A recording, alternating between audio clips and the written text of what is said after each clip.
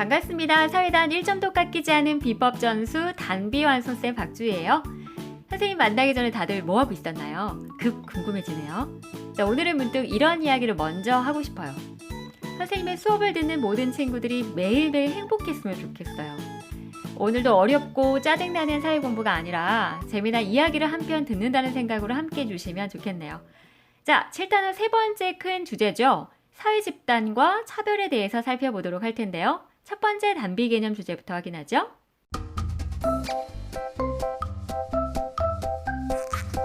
사회 집단의 의미와 유형.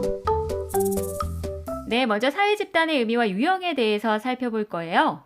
사회 집단의 의미부터 정리를 해봐야 할 텐데요. 사회 집단은요, 개인은 일단 안 돼요. 선생님이 혼자 운동장에 서가지고 나는 박주희란 사회 집단이야 라고 외치고 있다면 완전 잘못된 얘기예요. 사회 집단은 가족, 학교, 회사처럼 두 사람 이상이 모여야 되고요. 나는 이 집단에 소속되어 있어 라고 느끼는 소속감과 우리는 하나의 공동체에 속해 있어 라는 공동체 의식을 갖고요.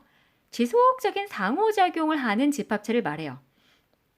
너무 어려우니까 선생님이 축구 이야기를 좀 할게요. 선생님이 개인적으로 스포츠 중에 이 축구를 제일 좋아해요.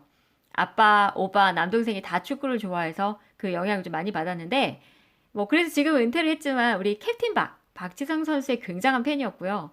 지금은 또 손흥민 선수를 비롯해서 우리 국대 선수들 열심히 응원하고 있는데 그래서 서울 월드컵 경기장에 자주 가서 경기를 봤어요. 자, 그럼 우리 지금부터 축구 경기가 한창인 경기장의 모습을 한번 상상해 볼까요? 심지어 그 열기가 뜨거운 한일전이에요. 응원석에 우리 붉은 악마들이 각종 응원도구를 동원해서 열심히 목이 터져라 응원을 하고 있어요. 한편으로 그 주변에는 붉은 악마에 소속되어 있진 않지만 열심히 대한민국 축구 대표팀을 응원하고 있는 수많은 대한민국 국민들, 관중들도 보여요. 여기서 붉은 악마들은 한국 축구응원단 동호회에 소속되어 있는 사람들로 구성이 되어 있잖아요. 당연히 사회 집단이에요. 하지만 나머지 대한민국 축구 대표팀을 응원하고 있는 관중들은 경기 끝나면 어떨까요? 옆에 있는 사람들이 일행이 아니면 인사도 안 하고 그냥 집으로 가요. 사회 집단이라고 볼 수 없어요. 왜냐하면 붉은 악마처럼 동호회에 소속이 되어 있지도 않고요. 지속적인 상호작용을 통해서 모임을 갖고 응원 관련 회의를 하고 그러지 않잖아요.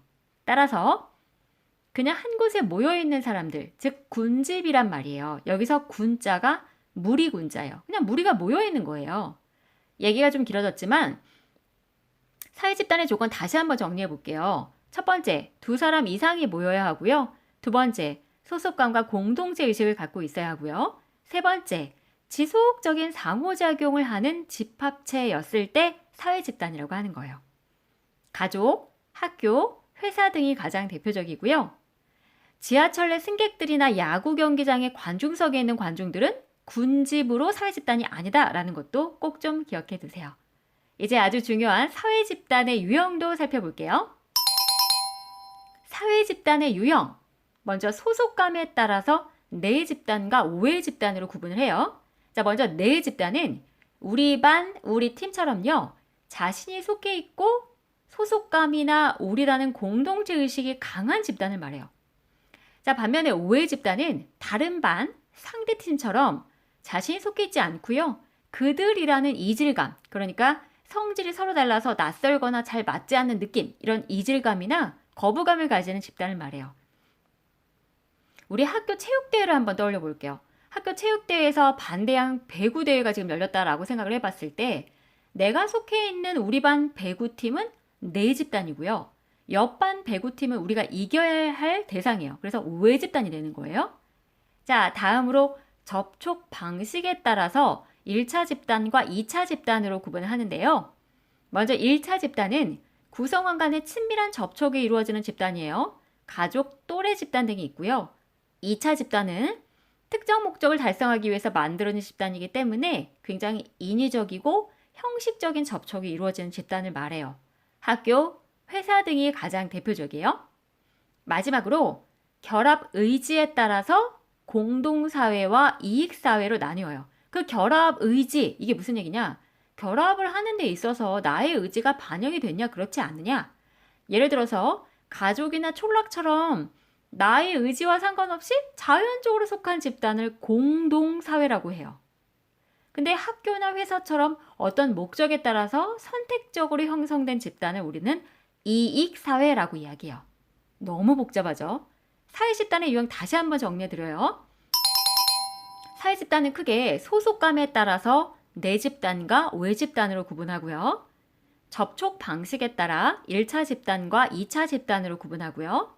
마지막으로 결합 의지에 따라 공동사회와 이익사회로 나뉘어져요. 자, 더불어서 우리가 준거 집단도 함께 좀 알아두셔야 되는데요. 준거 집단은 한 개인이 자신의 판단이나 태도, 행동의 기준으로 삼고 있는 집단을 말해요. 그래서 자신이 동경하는 집단을 말하는데요. 너무 어려우니까 인어공주 이야기를 좀 할게요. 자, 인어공주 다 아시죠? 인어공주 이야기에서 보면 인어공주는 사람이 되고 싶었어요. 왕자를 사랑했잖아요. 그래서 사람의 다리를 얻기 위해서 마녀에게 목소리를 주잖아요. 인어공주에게 있어서 준거 집단은 바로 그렇죠. 사람들의 집단인 거죠. 또 하나의 예를 들어볼게요. 내가 지금 고3인데 S대를 목표로 공부를 하고 있어요. 그러면 나의 준거 집단은 S대가 되는 거예요. 그런데 내가 만약 S대에 결국 합격을 했다. 그럼 준거 집단이 소속 집단이 된 셈이잖아요. 그러면 만족감과 자부심이 느껴요. 와, 그냥 어깨뽕이 이만큼 올라가요. 하지만 내가 S대에 불합격을 했어요. 그러면 그 후에는 어떨까요? 그냥 성적에 맞춰서 다른 대학에 입학을 했겠죠. 그럼 그 학교에 다니는 내내 불만이 있을 것이고 또 S대생이 된 다른 친구들을 봤을 때 상대적 박탈감이 발생할 수 있어요. 상대적 박탈감이라고 하는 건요. 자신은 실제로 잃은 것이 없어요. 그런데 다른 대상이 나보다 많은 것을 가지고 있을 때 상대적으로 자신이 뭔가 좀 잃어버린 것 같다라는 기분을 느끼는 것을 상대적 박탈감이라고 이야기해요. 자, 그래서 준거 집단의 이야기까지 해봤습니다. 자, 이렇게 해서요. 첫 번째 주제 사회집단의 의미와 유형을 정리했는데요. 이제 두 번째 단비 개념 정리하러 가죠. 사회집단의 차별과 갈등. 네, 두 번째 주제는 사회집단의 차별과 갈등 해결이에요. 자, 먼저 차이와 차별을 구분할 필요가 있는데요. 내 친구랑 나는 키와 몸무게가 달라. 할아버지와 나는 나이가 달라. 미국인인 내 친구와 나는 피부색이 달라. 자, 이건 모두 차이에 해당이 돼요. 네, 서로 다른 거예요. 존중해야 될 대상이에요. 그렇다면 차별은 뭘까요? 차이, 즉 다르다는 이유만으로 어떤 사람이나 집단을 부당하게 대우하는 것을 말해요. 여자라는 이유만으로, 장애가 있다는 이유만으로, 흑인이라는 이유만으로, 나이가 많다는 이유만으로 등등. 자, 차별의 사례를 좀 소개를 하면 성차별, 장애인 차별, 인종차별, 연령차별, 지역차별 등이 있어요. 여기서 성차별만 하나 구체적으로 예를 들어보자면 여자라는 이유만으로 아예 정규직으로 채용을 해주지 않는다거나 똑같은 직장에서 똑같은 시간이라고 비슷한 성과를 냈음에도 불구하고 여자라는 이유만으로 임금이 남성의 70%에도 못 미친다거나 승진해서 불이익을 당했다거나 하는 것들이 가장 대표적인 성차별의 사례예요. 자, 그럼 이러한 차별은 왜 생길까요? 오해, 그리고 한쪽으로 치우친 생각인 편견, 또 미리 마음속에 갖고 있는 선입견, 이런 것들이 가장 대표적인 차별의 원인이에요. 자, 그렇다면 사회 집단에서 차별 문제 어떻게 해결해야 할까요? 우리 모두 서로의 다름, 즉 차이를 인정하고요. 네, 상대방의 입장에 서서 한 번 정도 생각을 해보는 거예요. 역지사지 아시죠?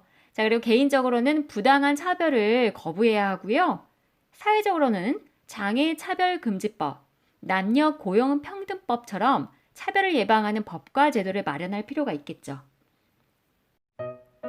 자, 이렇게 오늘 공부 모두 마무리했는데요. 내용이 워낙 복잡하고 또 기억해야 될 용어들이 많아서 힘들었을 거예요. 다시 한번 쭉 되돌아보죠. 우리는 사회집단과 차별이라는 큰 주제로 정리를 해봤는데요. 먼저 사회집단의 의미와 유형에서는 사회집단의 조건부터 정리했어요. 사회집단은 두 사람 이상이 모여 소속감과 공동체의식을 갖고 지속적인 상호작용을 하는 집합체로 가족, 학교, 회사 등이 있었죠. 군집과는 구분을 해야 했어요.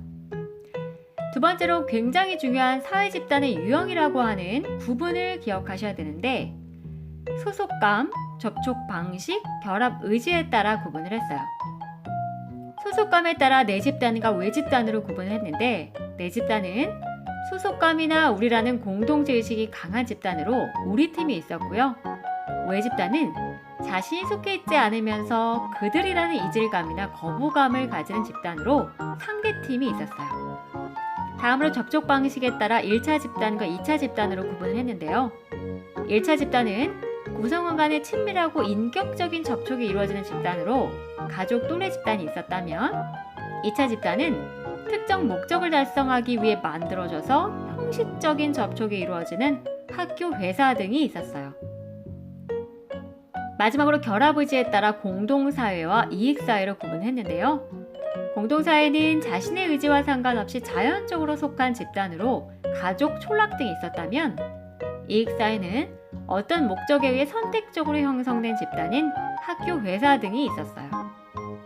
더불어서 중요하게 준거 집단도 정리를 해봤는데요. 준거 집단은 한 개인이 자신의 판단이나 태도, 행동의 기준으로 삼고 있는 집단을 말해요.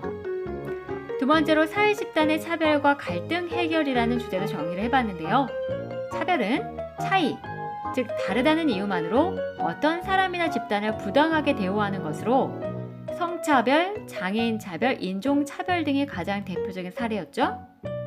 이러한 차별은 오해나 편견, 선입견에 의해서 생겼습니다. 사회 집단 의 차별을 어떻게 해결해야 할까요? 해결 방안은 개인적으로 차이를 인정하고 부당한 차별을 거부하고요. 사회적 차원에서는 차별을 예방하는 법과 제도를 마련할 필요가 있다까지 정리를 해보았습니다. 내용은 많이 힘들었지만 우리 친구들 복습도 즐겁게 하시고요. 남은 시간도 늘 행복하세요. 다음 시간에 만나요. 뿅!